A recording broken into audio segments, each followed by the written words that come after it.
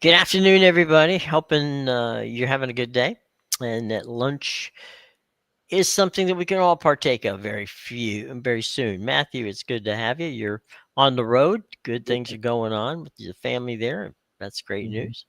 And tonight let's kind of hit on the the headline topics.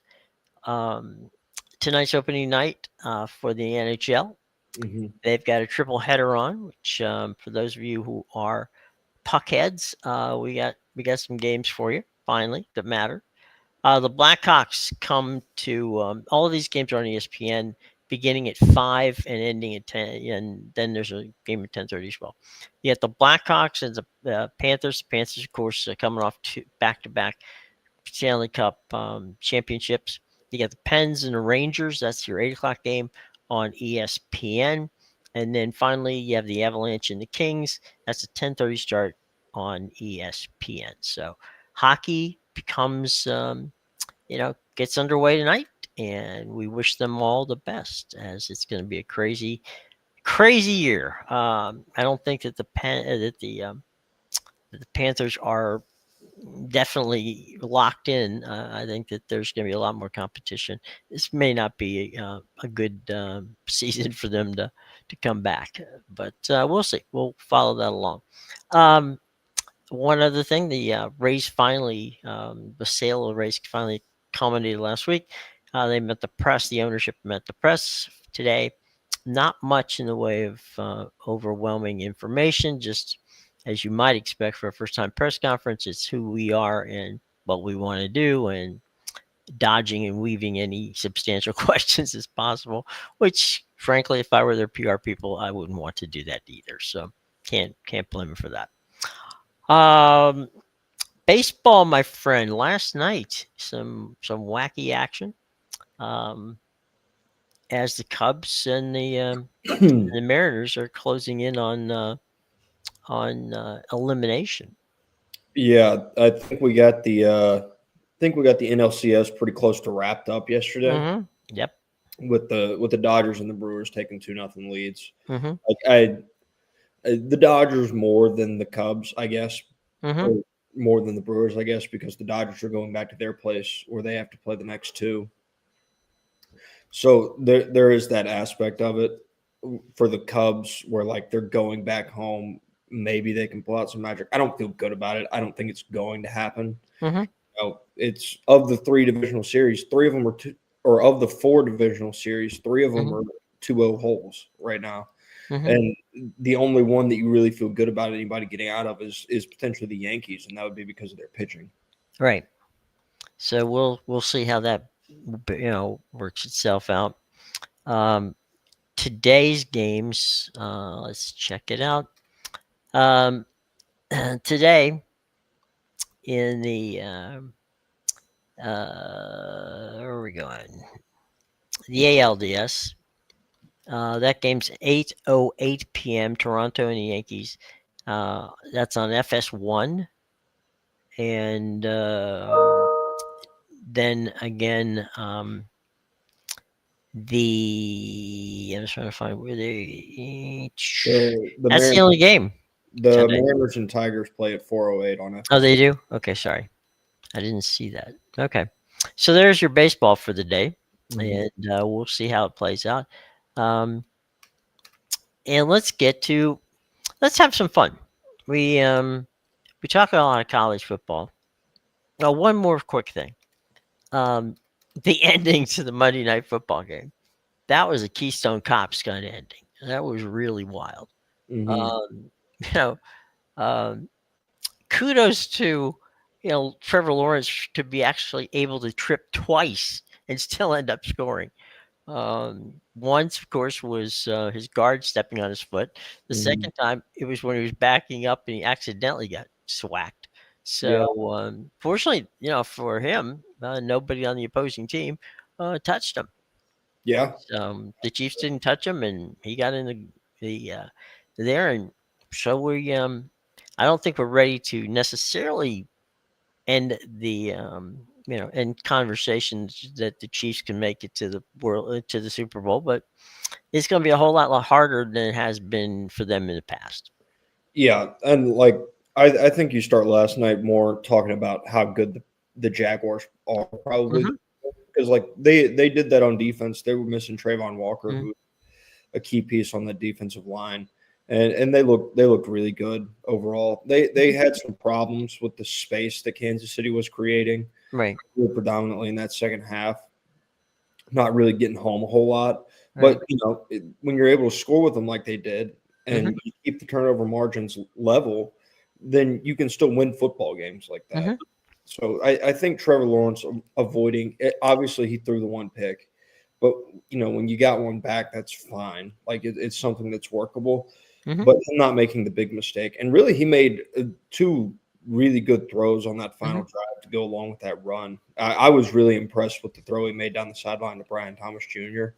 Hmm. Uh, because he almost got plowed when he threw that football, and it was exactly where it needed to be.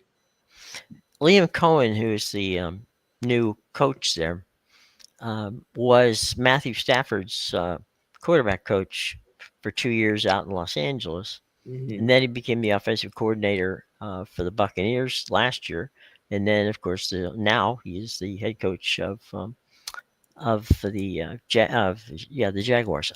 He had a couple year stint at Kentucky prior to that as well. Yeah, but he's had a good run as at getting coaches. I'm sorry, getting quarterbacks up to playing their best possible way. Mm-hmm. And as a matter of fact, when Dave Canales, who's now the coach of the Panthers, left the Buccaneers as their offensive coordinator, it was Mayfield who lobbied to get Liam Cohen the job, Mm-hmm. and so he knows how to train up quarterbacks, and we'll see. Mm-hmm. But that's a very interesting, very surprising situation with both the Colts and the Jags at 4-1. Yeah, and going back, there was a year, I believe it was 21, where Kentucky was playing Georgia for the SEC East title. Hmm. Liam Cohen was the offensive coordinator at that point. I think Will Levis was their quarterback. Yeah.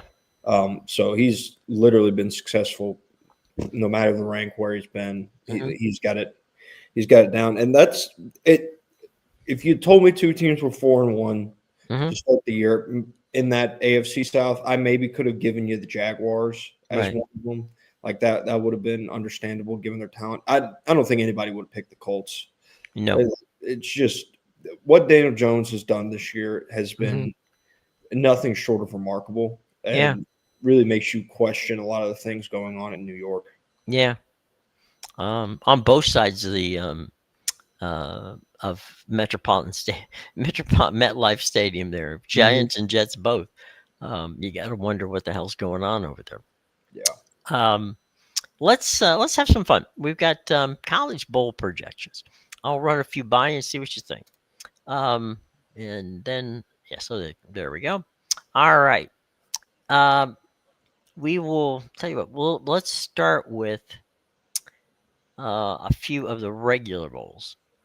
They got Florida State and Florida. I'm sorry, Florida State and Utah in the Holiday Bowl, which is up on January 2nd. Hmm. You got Virginia at Mississippi State in Orlando. Uh, Citrus Bowl has Penn State and Texas in it. Anything else of interest?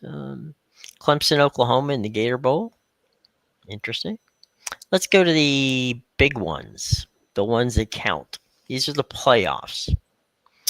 You got 8-seeded Georgia taking on 9-seed Texas A&M. That one, they haven't assigned a bowl to it yet. That's an on. I assume so. That's an on-site game. Yeah. So then you've got Tennessee and Indiana.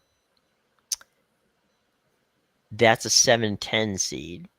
You got Alabama, Georgia Tech.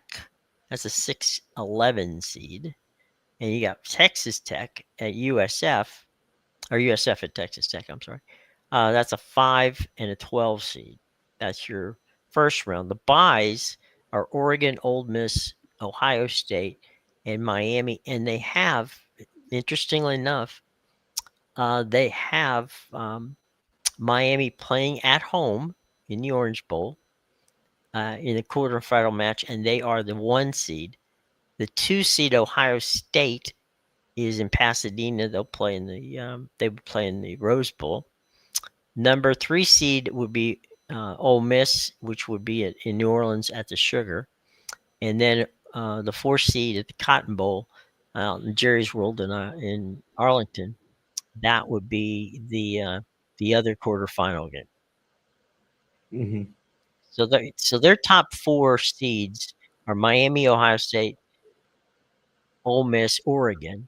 The 5th seed is Texas. The 6th seed is Alabama. The 7th seed is Indiana. The 8th seed is Georgia. The 9th seed is A&M. 10 is Tennessee. Georgia Tech an 11th seed in South Florida right now at the 12th seed. I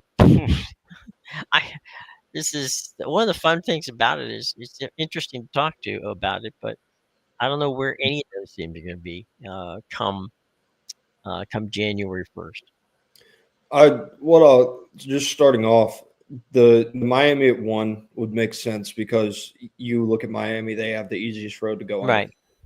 Like that's that's you figure they have a pretty clear title to the ACC Hmm. championship, and then their opponent that they're playing in the ACC championship probably isn't going to match their talent level. Right.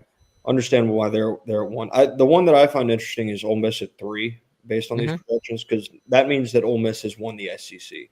Right. Not only have they won the SEC, it sounds like they've done it relatively unscathed, like they're in some kind of like a one-loss place. I was, Right.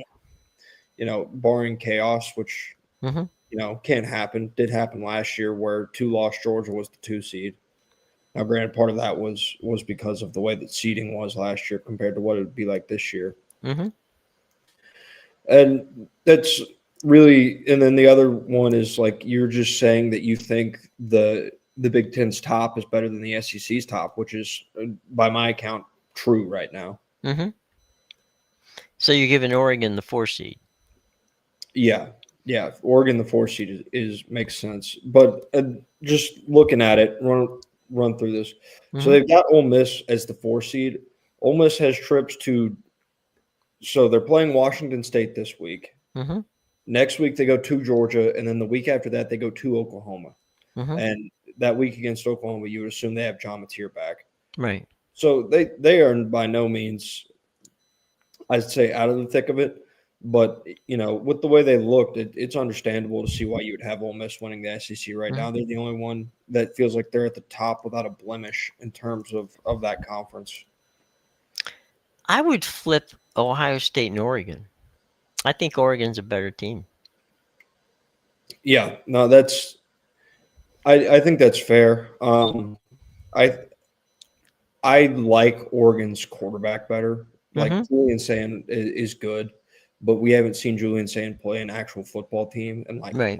have to put it on. Like against Texas, he won the game, yes, but you go Hmm. back and you look at that stat line and like he did what he was asked, but he did not do anything to really, I would say, win them that football game. Hmm. He made the plays they were given, but it wasn't something where he was making like spectacular throws left, right, and center. Dante Moore had to really go win that game for Oregon at Penn State. They only have. I mean, they have a muddle of SEC teams in here. They've got Alabama, Georgia, A&M, Tennessee in that 12-team mix, but none of them in the top 4. Mm-hmm. So that leads. I'm sorry, Ole Miss is the top 4. So as you say, they've got Ole Miss, you know, kind of cruising from here all the way back to the SEC championship game. I Mm-hmm. think, and this is, you can. I want you to weigh in on this. I'm not. I'm not. Would I be surprised if Ole Miss won it? No. Do I think they will? I don't. I'm not as bullish on them as I love Lane Kiffin and what they're doing at Ole Miss, but I, that's a gauntlet to run, and I don't know if they can do it.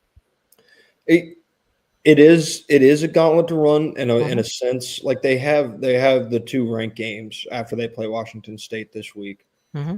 that are going to be tough. But if they win one of the two of those, then at that point you're talking about like taking care of your business because Mm-hmm. Ole Miss is a really good football team. I Mm-hmm. now do we overvalue the win at home against LSU? Is my Mm-hmm. question. It's a 5-point win. It's at home. Mm-hmm. LSU is a really good team. They're Mm-hmm. not great because of what they do on the offensive side of the football. Right.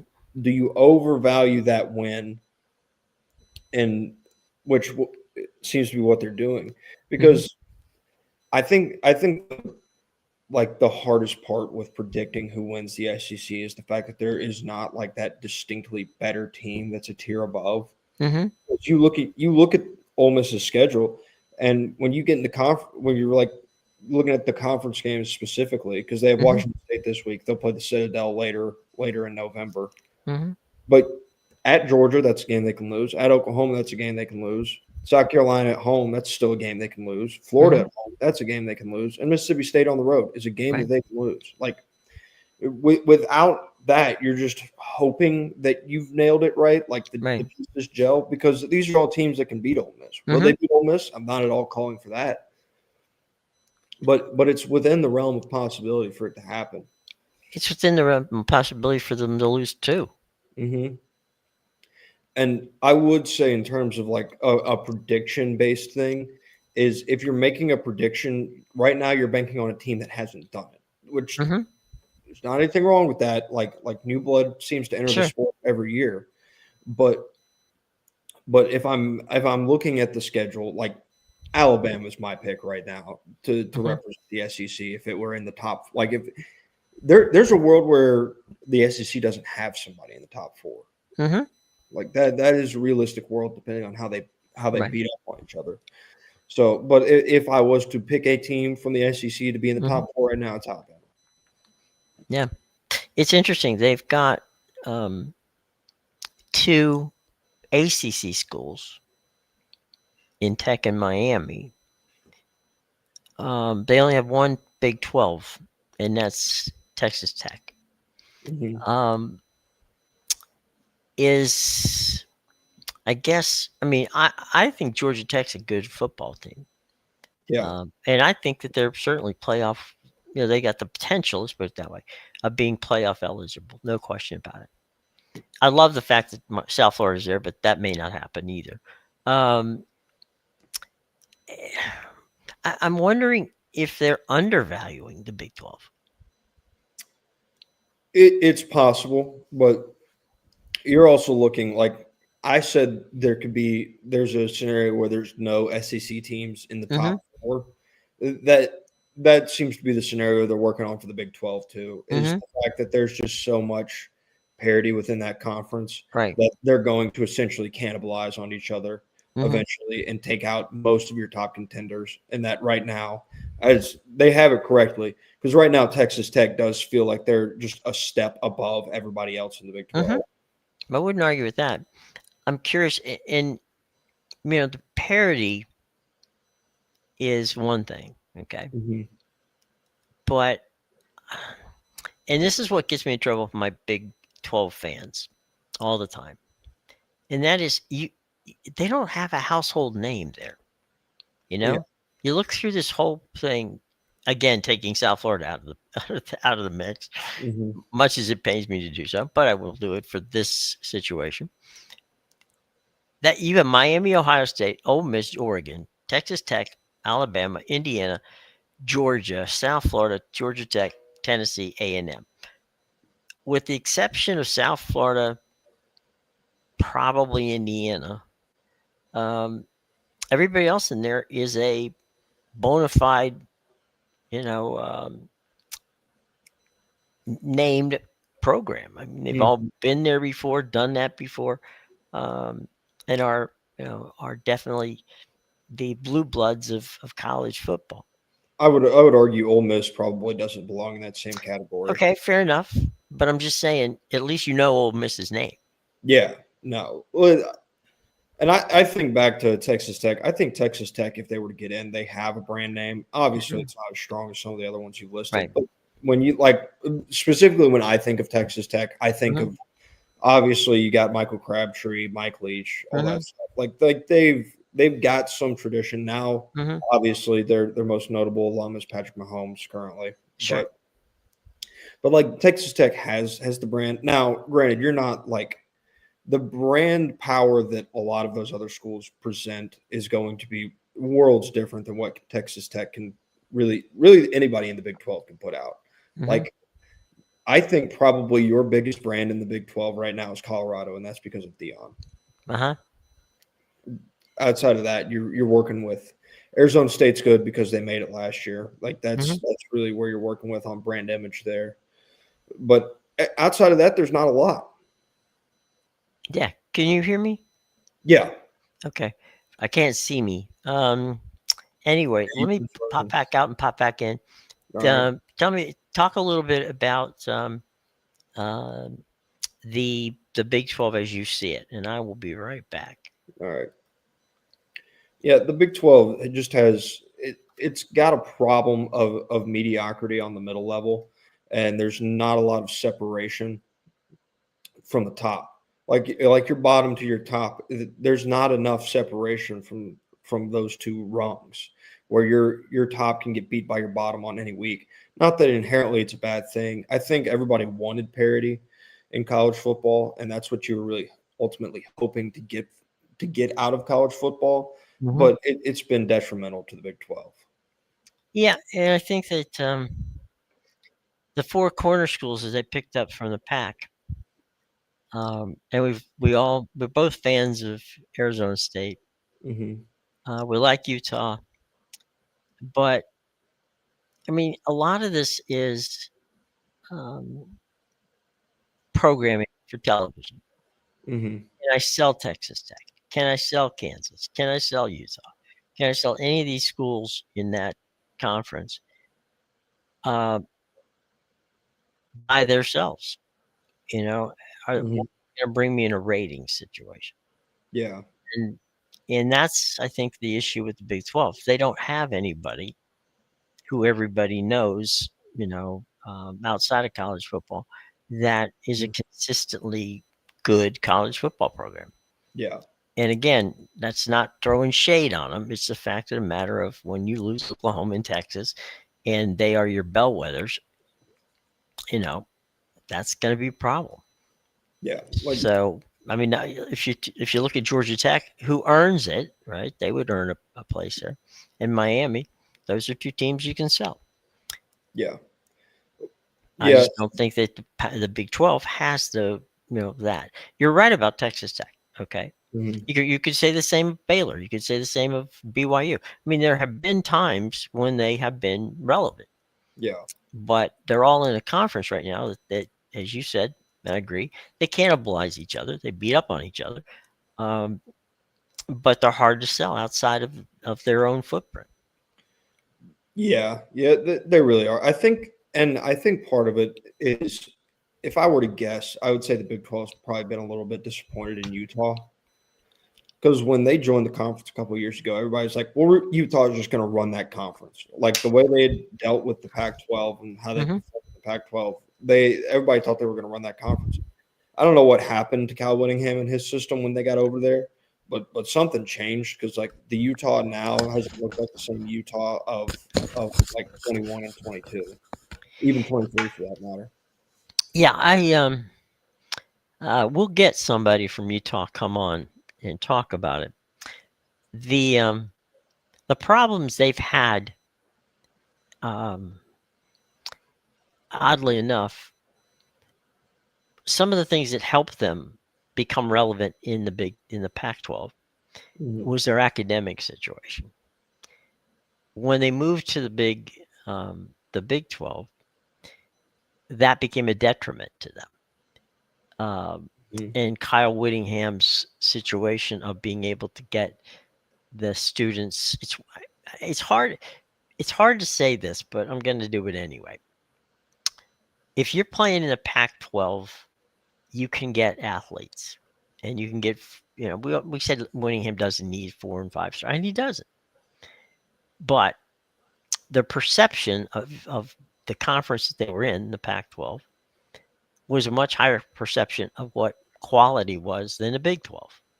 Because when they lost USC and UCLA, they still had Oregon, they still had Washington, they still had, at the time, if you remember the year when they knew that they were going to fall apart, they had probably 3 or 4 of the quarterbacks that everybody wanted to watch at that time. So they had on their last, getting on that last train for the last time, they had some good teams, brand names, great quality football. You break them up, and the identity of all of them, and we're talking now every team that was in that Pac-12. What's UCLA? I mean, UCLA beat Penn State. That's a stunner, but they're not going to win the championship. Oregon could. USC, USC's not, and neither is Washington. So they sold their identity out, in my mind, to take the money. The Big 12 the Pac-12 could have stayed together. They would have gotten less money, but at the end of the day, if they wanted to stay together, they could have stayed together, in which case they could have lived to fight another day. But when they broke up and the 4 schools go to the Big 12, you might as well have gone to the black hole of Calcutta, because you're not going to get the national exposure and press that you seek to make it work. The ACC, on the other hand, even though the ACC makes almost right now the same amount of money as the Big 12, they still have brand names, regardless of how bad they are at times. Clemson, Florida State, Miami, they're all there. People know those names, regardless of whether they won a championship anytime soon. Yeah.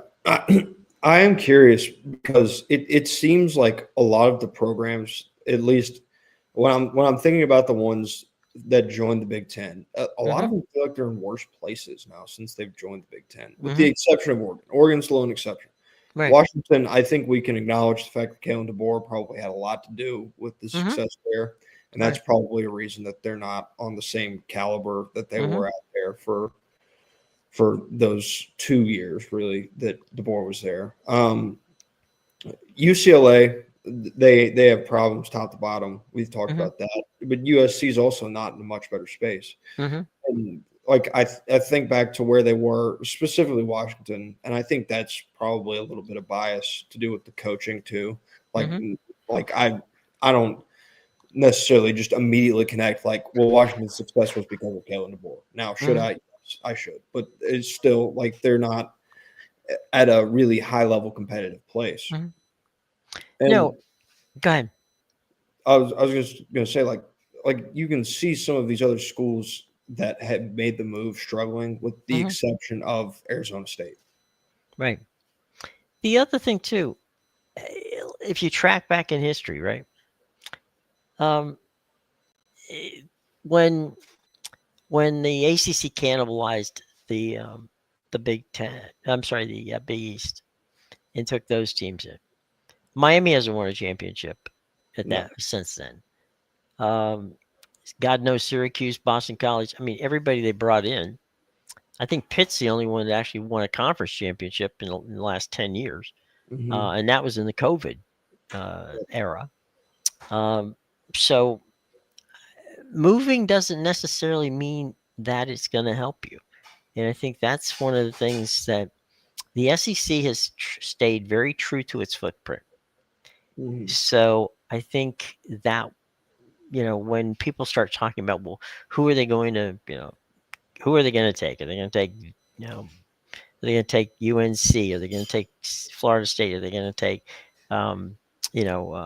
Clemson, or, any of those teams?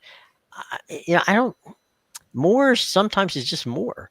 And I'm not certain that Tony Petitti has an interest, or Mike Slive has an interest in the next contract, which is going to give them a bump, but God knows what size bump, given the fact that the TV situation is what it is at the moment. And the money may be a little bit more, maybe different entirely in the next TV contract. I'm not so certain that moving was the wisest choice of any of those teams. Yeah, yeah. It doesn't look like it right now. Yeah, I mean, look at look at what it's done to USC and UCLA. Mhm. It hasn't moved the needle on either one of them. No, It, like I think USC they're pretty much at the top of the recruiting ranks right now. mhm, You know, you can find them. I'm pretty sure they're won mm, unanimously right now. But right. like that recruiting success was going to come regardless of what brand name was attached to them. Mhm, That recruiting success would have came if their Pac-12 logo was still stitched on the right. jerseys. So you're not like yes, it is a selling point.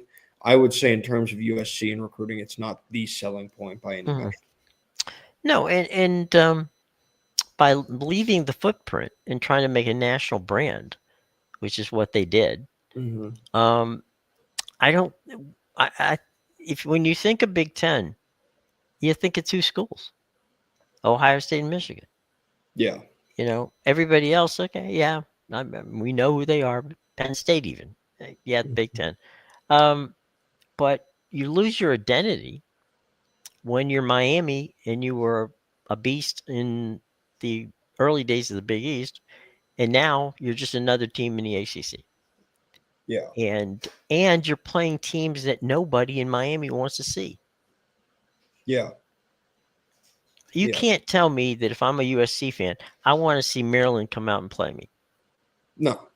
Like no one's dying for that or that trip Hmm. either. Yeah, and I think that at the end of the day, um, this conference reallocation of people, who do we want, who don't we want? I think there's going to be buyer's remorse.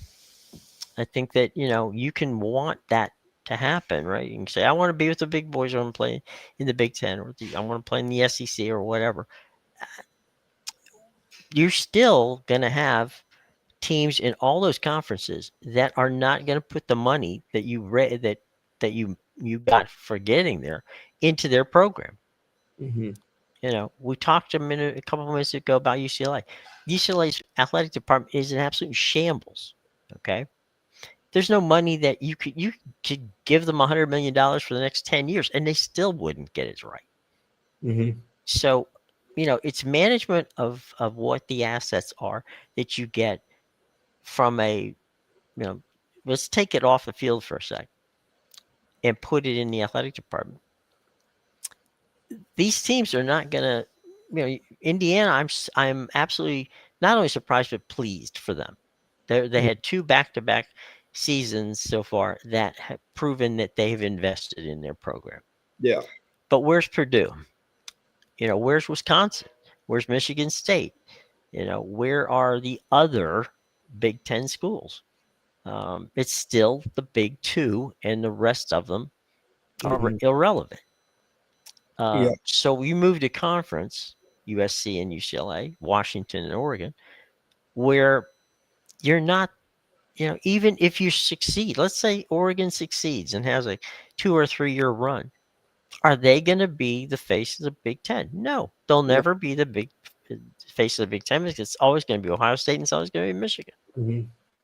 So what did you gain in this? Yeah. Money, yeah, but did you lose your identity um, by going so? I will say I think a similar case could be made for Texas and Oklahoma too. Hmm. Because Absolutely. I like you look at those rosters the way they're constructed right now. If you took them this season, you drop them in the Big 12. Hmm. I think Texas Tech could probably beat I think they have the roster to beat both of them. Hmm. I'm not sure if they would. I would by no means like 100% guarantee it. I love it for I definitely think they can beat Texas. I'm pretty sure they could beat Oklahoma. Hmm. Like but you plug those two teams and there is something to being a top dog Hmm. in like a lesser conference, Hmm. which is also something that they both gave up. Like Texas had the Longhorn Network; they were the cream of the crop. Even when they were bad, they were still like, well, Texas is here. Like the brand carried itself, Well, there and wasn't there wasn't any reason money wise for Texas to move. yeah, But like the recruiting classes that they've stacked now. Now, Hmm. I'm sure some of it has to do with the fact that they moved to the SEC. Hmm. Like I feel like that brand name is enough to impact their recruiting rankings. I don't think it's the sole reason, and I think they would have a pretty similar talent roster, even if they were still in the Big 12. And Hmm. this is a talent roster that could win the Big 12 this year, regardless of how Arches play. Hmm. The same goes for Oklahoma. Right. But if you look at the pack, right, the pack's disintegrated into, to total relevance because Stanford and Cal are in the ACC. Mm-hmm. The other four schools we talked about are in the pack, the Big 12, and then the Big Ten's got their group of Mm-hmm. pack teams. I just don't understand that you don't learn from others' mistakes. Um, Yeah. and I think that this rush to for people to say, well, here's where so and so is going to be, and here's where these other schools. Uh, you know, I think as a conference president, like we talked about Mike and Tony, these are guys who are not stupid. Adding more, mouths to feed, they still have guys who are going to not run those programs well. Yeah. And so if I'm adding more, am I helping or am I diluting my product? Yeah. I think in terms of just the conference itself, Hmm. the Big Ten maybe having buyer's remorse on UCLA, the way Right. that athletics department is run. Hmm. But like it's not anything that you can necessarily like know. Hmm. Like I'm sure they have like they can't be there on a day-to-day basis when they're making an investment. Like Greg Sankey probably didn't go sit down in the athletics department and spend a month with them to Right. see how things were running. So but that is like the money aspect of it because that's the reason you're switching conferences, your athletics. Hmm. Like those two schools, Texas, I think probably slightly more than, not to knock Oklahoma, but Hmm. like it's not their academics that are necessarily getting them in to the Hmm. SEC. God no. It's um, it's the brand. I'll take Mhm. Texas. I'll take Oklahoma. Yep. Does it fit the footprint? It kind of fits the footprint, but it definitely fits. If you go to the University of Texas or to, Oklahoma, you're going to Hmm. have the same game day experience that you would have at Tuscaloosa or that you would have, at Florida or Georgia or Tennessee or name it. Yeah. That was not that whole vibe, right? Doesn't fit with either the ACC or the what used to be the Pac-12. Mm-mm. And this bull crap about athletics is the front door to coming to college is a myth. Hmm. Okay, if you are you're a guy who lived in Georgia, you go to the university. If you wanted to go to the University of Georgia, would it be because you want to go see the football games, or would it be because you would like to get a nice, you know, diploma from a very fine university? I think the football games tend to drive those decision makings. I think it does in some cases. Hmm. But what I'm saying is, if I'm an ACC, if I'm a person going to the ACC, there's absolutely nothing that proves to me that the only reason I'm going to, you know, let's say we'll pick Duke or Pitt Hmm. or whatever, is because of the football program. Yeah. Okay, and it's the same thing out west, right? In the Hmm. Pac-12, you're going there. You go to Stanford. You don't go into Stanford because of the football team. Yeah. You're not going to USC or UCLA for the football team. Hmm. You're going there because it's a good school. Yeah. You know, ACC and Pac-12 have different values. Does that make it better? No, not at all. There's fine schools in both, right? And I'm talking about now the Big 12 and the SEC. Hmm. Okay, there's outstanding schools there. But the point is that the kids that want to go to Syracuse and to Boston College and to Pitt or out west, they have a whole different concept of what they want, and all you have to do is go to these cities on game day. and you'll see it's a whole different. You go to, I mean, even Oregon. All right, go out to Oregon and check that out. It's a Yeah. beautiful place to go. Washington, you can't get a nicer looking, the stadium's right on the river there. It's gorgeous. Okay. Those are 50,000 seat stadiums. They're not 102,000 seat stadiums, and Yeah. there's a reason for that. Yeah. Yeah. The sports aren't the focus. Right. I mean, and in terms of like game day itself, you Mhm, go to USC and UCLA. Those are mhm. both off-campus sites that they play at. No, It's actually, USC's campus is literally, USC's you could walk to the Coliseum the from USC. Coliseum is technically on USC's. Okay, Right. I Yeah. just you associate it with. I No, associate I mean, it's fair enough it to associate it as it's as a it's one of venue. those rare situations where you have a school literally in the middle of the city. Yeah, yeah. So, the Coliseum was built on land that was right next to USC's campus. But Uh, it's still a very different game day sure. Yeah, compared to the rest of the absolutely. game, I would say. So it definitely they don't match the vibe Mhm. in that conference.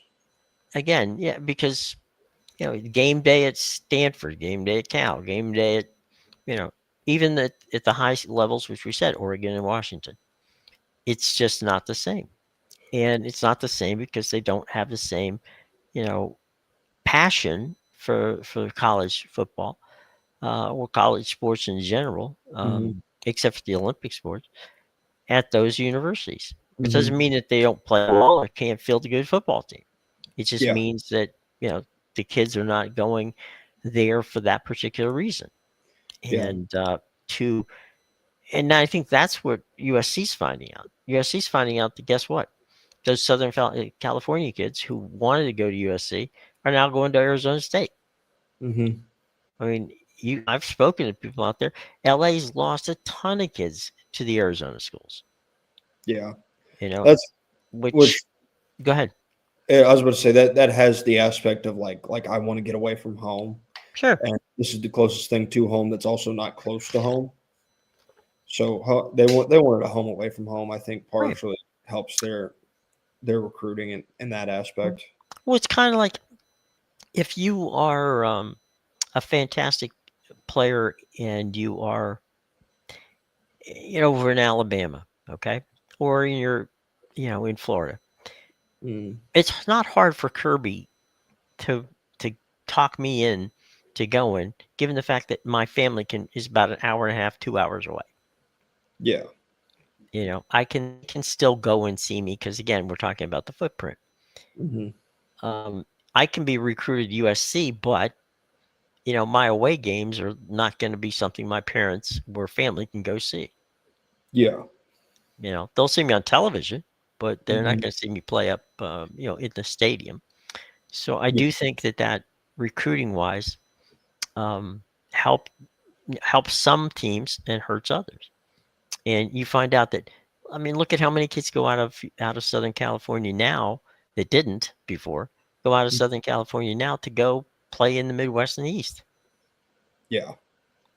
Yeah. And like I think it's very like the example that I have is Athens, Uh huh. like Athens, Georgia. Like I think you're somewhere in the neighborhood of like 4 or 5-ish hours to Auburn. Right. Tennessee is probably in a similar neighborhood. I think you Hmm. got inside of 3 hours to get to Columbia, South Carolina. So like there's Not all far there's from all Gainesville when you. I'm sorry, from Jacksonville when you want to go to the yeah, the yeah, Gator game. Jacksonville's not very far. Hmm. So like they all have a reasonable amount of schools within Right. like driving an understandable driving distance. You can still make LSU. Yeah, but like nobody's road tripping USC to Purdue.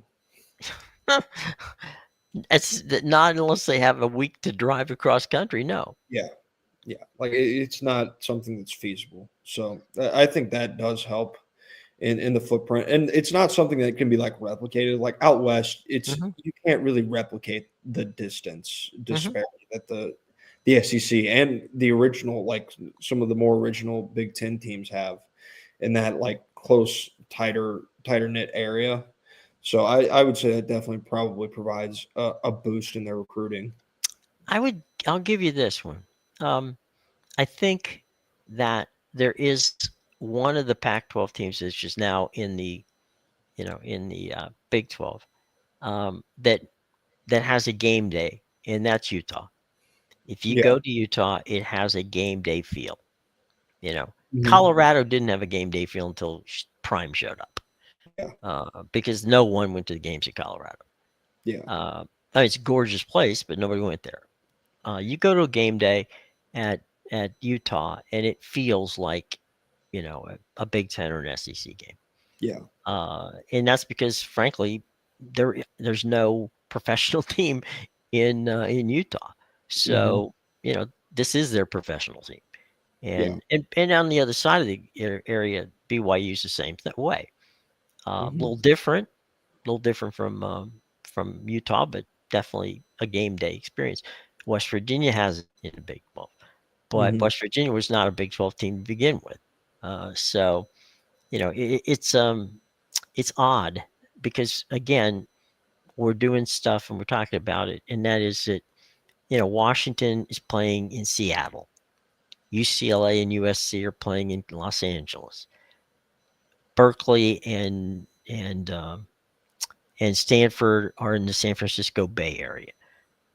You've got college football in big cities where there's also pro football, there's basketball, there's any number of other things you can go and watch. You can't go and watch professional football or professional basketball or NHL hockey in Tuscaloosa, Alabama. No. No. So it's the biggest thing in town, and it will always be the biggest thing in town. Mhm. Like even for Columbus and Ohio, like I Mhm. think relatively speaking, Columbus is probably a city in terms of a college It's town. grown. It's Yeah, grown. Yeah. yeah, it's a much larger area, Mhm. and it feels more like a city. But they don't have that same, like they've got the, I think it's the Columbus Blue Jackets is Yeah. the only other thing there. A hockey team, So and yeah, they have an MLS team. Mhm. so yeah, but like Ohio State football will still dominate those two things, and I think that's probably the reason that like the brand of Ohio State hasn't really Mhm. diminished, even with the other professional teams, is because they're probably lower, like they're lower leagues, I guess Mhm. technically. I wouldn't diminish the NHL as much as I would probably diminish the MLS, just Mhm. because like terms of pure attendance numbers, the MLS does nothing compared to what Ohio State will do on a Right. Saturday. Well, the other thing too, Michigan in Ann Arbor isn't that far from Detroit, Hmm. but it might as well be light years away. Yeah. They have a tradition. They follow that tradition. Same, exactly what you're saying at Ohio State. Um, Even though Ohio State's gotten a little bit bigger, it's not. It's still more of a college town Mhm. than some of the other areas in that in Ohio. But Yeah. it's an interesting um, game day experience in those places, in large part because they are, you know, they have other things to do. But in the case of Big Ten, in case of SEC, most of the SEC teams play in cities where there isn't something else going on. Hmm. Yeah. Like I I think the largest SEC city is probably, I think, Knoxville, like Atlanta. Atlanta. Well, yeah, it is only, it's about an hour and 15 minutes from Georgia, Mhm. so that's probably, and obviously you have Georgia Tech in there, and Right. Georgia Tech is surviving. So I say that because that's where a large part of the alumni base comes from. yeah, I'm not talking about physically, but I'm saying that if you got what's Birmingham's the biggest city in Alabama. yeah, M- I have been there. I've seen it. I mean, the amount of people who leave Birmingham to go to Tuscaloosa is amazing. I mean, it's like you can't get there from here. I mean, it's a very yeah, strong following, and most of these states don't have the cities. Nashville would be the biggest one because of probably because of what the Vandy's doing. hmm, But Vandy doesn't do it on a consistent basis. Thank God they're doing it recently. That's nice for them. But Nashville is a professional. There's professional sports in Nashville, hmm, and successful professional sports in Nashville. Yeah. So, but there is in the South, there's a vibe that college sports is bigger than than pro sports, Hmm. and that's not a vibe you get on the East Coast or the West Coast. Yeah. I think specifically Kirk Herbstreit and I just forgot Joey Galloway. Mm-hmm. They have a podcast. They were talking about the SEC and like what makes it different. And they were right. Everybody wears their Sunday best on Saturday Mm-hmm. in the South. Like that's just the way it is. That's the expectation. It's collared shirts, khaki shorts, Mm-hmm. dresses. That's Right. the expectation in the SEC. It's not the expectation up north. And I will say, having been to football games up north, Mm-hmm. specifically in November, it should Right. be the expectation. You're going to Mm-hmm. freeze. Yeah. I mean, you go to Pitt game, um, Pitt and the Steelers share the same practice facility. Mm-hmm. It's the same University of Pennsylvania Pittsburgh medical practice Mm-hmm. facility. They Yep. share the same stadium. Yep. The the campus is within walking distance of the stadium. Mm-hmm. So, but what about Boston? You go to Boston College, go up to Cherry Hill and watch them play. That's nice. It's a great, Yeah. it's a nice little game day experience up there. But most of those same people, or some of them, are going to the Patriots game the next day. Yep. So it's hard to get, even in Chicago where you've got Northwestern, Mm-hmm. um, you just don't see a big college crowd, and No. that's because it just isn't there. If it were in those big cities, well then God love them all, but it isn't. Temple and Philly, Pitt and Pittsburgh, forget New York. There's nothing there that anybody's, Columbia would be the school to watch there, and it's not. Yeah. Um, so you do have a different vibe about it, and I think that breaking teams up, like taking teams out of LA and expecting them to draw, or benefit from this, Mm-hmm. it's gonna fall back and bite all of them. Yeah. Yeah. So It doesn't mix with the rest of the conference. no, not at all. Well, let's get going out of here today. Uh, it's been fun chatting about why we think that uh, conferences should be regional and not take the money and run, because at the end of the day you're still going to screw up the money Mm-hmm. factor. And if it all goes to a national, thing where they pick the 50 best colleges to become what in essence is like an NFL style situation, then you're screwed anyway, because now you're basically playing in if there's a West region or a Central region, a Southern region, you're going to be back to where you started from. Yep. You have to go back to your conference, the old conferences. Mm-hmm. Yeah. But that's another conversation for another day. Anything you want to chat about before we get out of here today? Not off the top of my head, got nothing going on really Nothing, huh? tonight in sports. Yep. Got the MLB playoffs. We touched on that Right. earlier. Sure. Opening Nice. night of the NHL too. Mhm. Some Yeah. preseason basketball, but other than that, There's stuff to watch, yeah.